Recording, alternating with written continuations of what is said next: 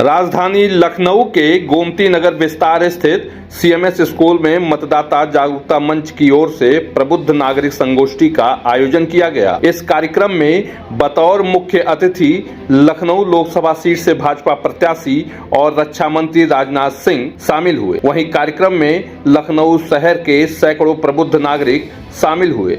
इस मौके पर सभी ने चुनाव में 100% मतदान करने की शपथ ली। प्रबुद्ध नागरिकों को संबोधित करते हुए रक्षा मंत्री राजनाथ सिंह ने कहा कि लोग कहते हैं बीजेपी हिंदू मुस्लिम ईसाई के आधार पर भेदभाव करती है, लेकिन हमने कभी ऐसा नहीं सोचा। मुसलमान ईसाई के आधार पर यह भारतीय जनता पार्टी भेदभाव करने वाली है।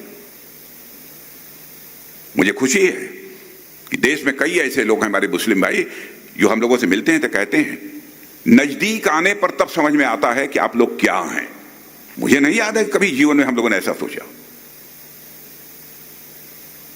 हम प्राणी मात्र की चिंता करने वाले और जिस सर्प के काटने के बाद मरने की पक्की गारंटी होती है उसको भी नाग पंचमी के दिन दूध पिलाने वाले हम लोग नैरो थिंकिंग कैसे हो सकते हैं?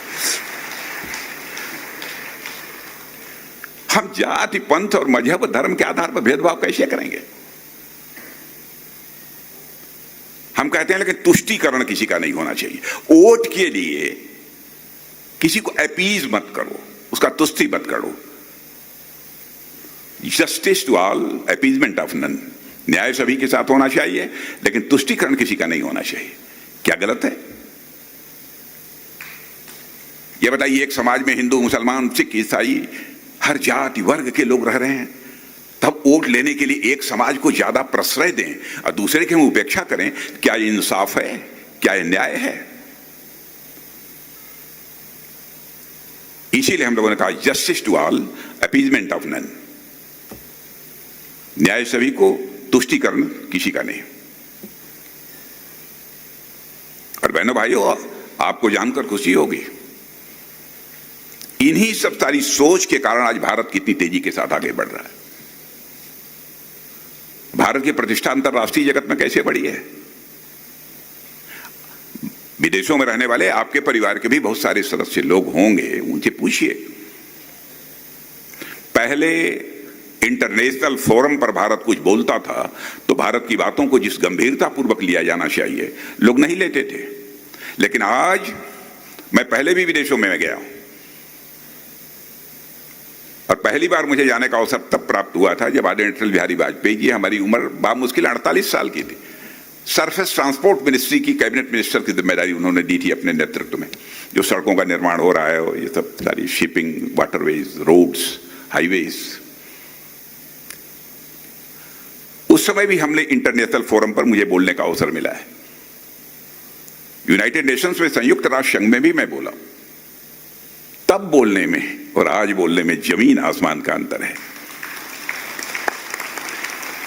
पहले इंटरनेशनल फोरम पर हम कुछ बोलते थे तो हमारी बातों को जिस गंभीरता पूर्वक लिया जाना चाहिए नहीं लिया जाता था, लेकिन आज यदि कोई भी भारतीय इंटरनेशनल फोरम पर बोलता है तो उसकी बातों को दुनिया कान खोलकर सुनती है। भारत बोल क्या रहा है? दुनिया का सबसे ताकतवर देश अमेरिका है। अभी 10-15 दिन पहले मैंने एक स्टेटमेंट देखा किसी इंटरनेशनल कॉन्फ्रेंस को संबोधित करते हुए। American ambassador to India mister Garcetti, वो बोल रहे थे कि if you want to see the future, come to India.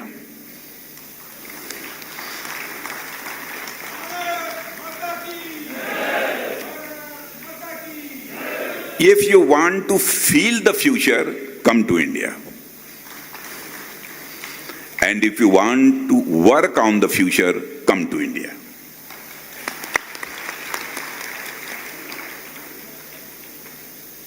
यदि भविष्य देखना चाहते हो तो भारत में आओ, भविष्य महसूस करना चाहते हो तो भारत में आओ, और भविष्य के लिए कुछ करना चाहते हो तो भारत में आओ। कितनी बड़ी बात है, इसको एलेबरेट करिए, देखिए कितनी बड़ी बात है। लेकिन छोटी छोटी को एलेबरेट करिए, देखिए कितनी बड़ी बात है।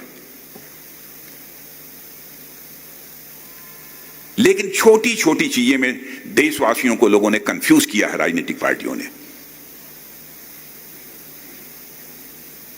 क्षमा करेंगी अन्य राजनीतिक पार्टियां, मैं माफी चाहता हूं। देश को इस तरीके से गुमराह करके धोखे में रखकर राजनीति नहीं की जानी चाहिए।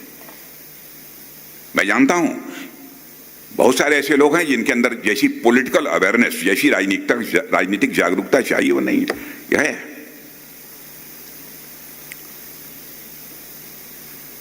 लेकिन धोखे में रहकर जैसे लगता है कि एकदम भारत टूट जाएगा, हिंदू मुसलमान ईसाई ये हो जाएगा वो हो जाएगा। मैं तो यहां पर हूं, चाहे हिंदू हो, मुसलमान हो, सिख हो, ईसाई हो, सब भाई भाई। हमको तो कभी नहीं लगा। लखनऊ में आदरणीय अटल बिहारी वाजपेयी जी भी यहां थे, कोई कह दे। अरविंद, मैं मोदी जी की बात बतला रहा हूं आपको, बहुत इधर उधर की बातें होती हैं। हमारी तो महीने में जरूर एक दो बार जो है आधे घंटे, 45 मिनट, 1 घंटे अलग भी बैठकर बात हुई है। मैं देखा क्या थिंकिंग है लोगों की, क्या सोचते हैं। और दूसरी चीज मैं कहना चाहता हूं, सोशल वेलफेयर की हमारी जो भी स्कीम्स हैं, पक्का हाउस बनाना है, हर घर में नल के माध्यम से जल पहुंचाना है, हर घर में शौचालय बनाना है, हर घर में महिलाओं को ये एलपीजी गैस सिलेंडर मुहैया कराना है, हर किसान को 6,000 रुपया सालाना देना है। हमारी गर्भवती माताएं बहनें हों तो उनको 6,000 रुपया देना है। कोई मां का लाल यह बतला दे कि हिंदू मुसलमान अथवा ईसाई इस आधार पर कोई डिस्क्रिमिनेशन, कोई भेदभाव हमारी गवर्नमेंट ने किया।